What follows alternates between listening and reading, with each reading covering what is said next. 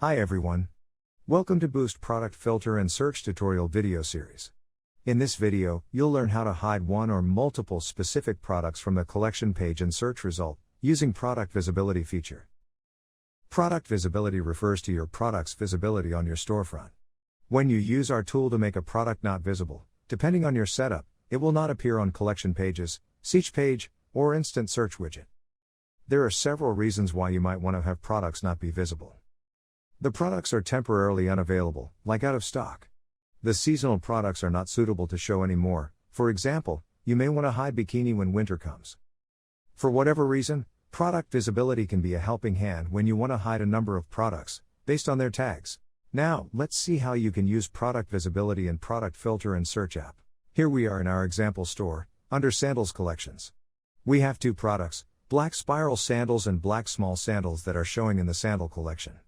And of course, they could be found on instant search widget and search result page, when querying the keyword sandal.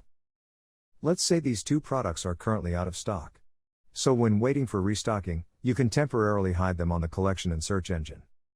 Here's how you to do it. First thing first, you should go back to your product list. Choose products that you want to hide, and add a specific tag to mark them. In our case, we will add the out of stock tag to two product, black small sandals, and black spiral sandals. Next, in Product Filter and Search app, navigate to Tool on the menu bar, and choose Product Visibility.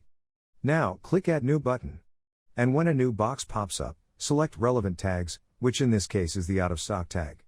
Then, you get to decide where you can hide these products from, on collection page, search page, or instant search widget. After clicking Save, et voila!